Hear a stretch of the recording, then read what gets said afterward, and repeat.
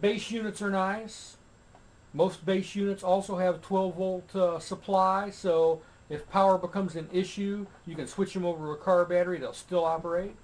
The mobile radios go in your vehicles and work just fine on 12 volts, and you get a pretty decent signal with a decent antenna.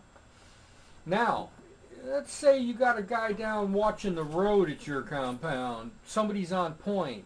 You maybe got a lead man somewhere just watching the traffic, making sure there's no FEMA trucks coming your way. That guy needs a walkie-talkie, all right?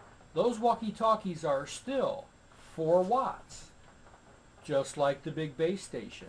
That's a lot of power in a small handheld unit. But one nice thing about the walkie-talkies is they also have a low power, usually a 1 watt setting.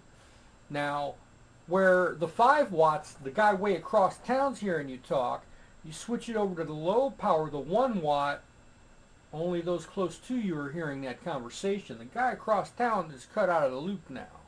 So you have to be in your proximity to hear that radio transmission.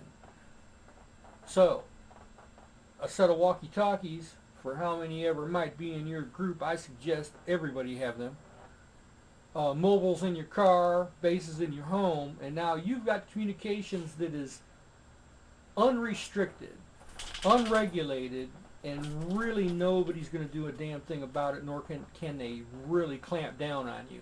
Hey, they tried that back in the 70s, and the FCC just threw up their hands and said, all right, we give up. There is no licensing for this band. You all just have it.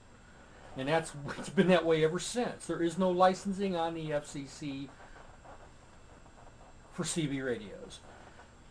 Now, let's say a fella needs a little extra oomph because he's got an emergency and he needs to get through to his base and he's a little further than he thought. If you had a linear in your automobile, now you may have an extra 100 watts instead of 4 watts. You're talking. And nobody's really tracking you down either. If you're mobile, they're not knocking on your door over it because you're a moving signal. I suggest that anyone who is bothered to stockpile food, ammunition, guns, and has started taking their money out of the bank and probably converted it to gold or silver, should at least have some decent communications. Would you not like to know what's going on in the rest of the country if there was a complete blackout? If there was a complete media blackout, the only way you're going to know what's really going on is to talk to somebody that's there. And that's a matter of firing up that radio in the middle of the night, pointing your beam in the right direction and saying, hey, who's out there? Come back to me. And they will come back to you and tell you what's going on. It's a great way for groups around the country to link together. Finding a frequency that's everybody's happy with is another story.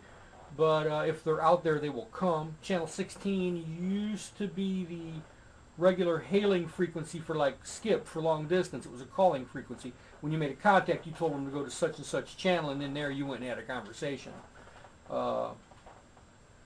Here in my neighborhood, it's just become a local channel, and that's kind of crazy. I don't know. I guess being a ham radio guy, I'm used to more etiquette than what I find on here. And I have fired up the old ham here lately, and plan on brushing up on some of my skills. So, there you have it. Get yourself a single sideband radio. eBay's full of them. Don't pay a lot of money.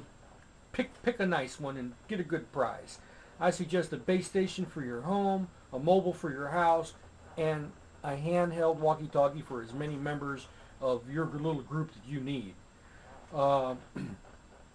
Any truck stop's got an antenna for you for your car. Don't worry about that. You'll find them anywhere.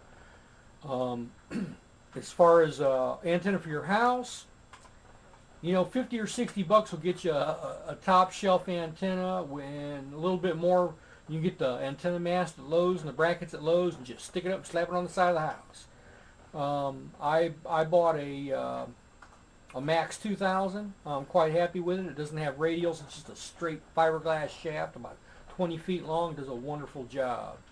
That would be my personal recommendation, but any antenna will work. That's a proper tune to that frequency, a CB antenna. So if you want to be communicating with the real world when nobody else is, that's what I suggest. Now, you want to take it upon yourself to brush up on a little theory and get you a technician's license. That opens up a whole new world of frequencies and bands that you have availability to. But without doing that, I would get into some CB gear, specifically the single sideband gear, right away. It's not rocket science. It's easy to use. So family service radios are not a bad idea either. What's nice there is if you really think you're in a hot spot and people are following you frequency-wise and you're worried about secure communications, if you know you're close enough, you can always go, tactical channel B happens to be a family service radio, channel 5. And now you've even changed radios and gear, and they're not likely to make that jump, okay? They're not likely to figure that's what's happening. If you're jumping from not just band to band, frequency to frequency, but band to band, you're gone, all right? That's pretty much what I've been wanting to say for a little while. I've been, got to get, it's Christmas, so even Patriots got to get presents for the grandkids. I found the cutest little K-bar. Oh, well, that's besides the point. So, shop on eBay, get you some good gear, all right? All right. That's all for now.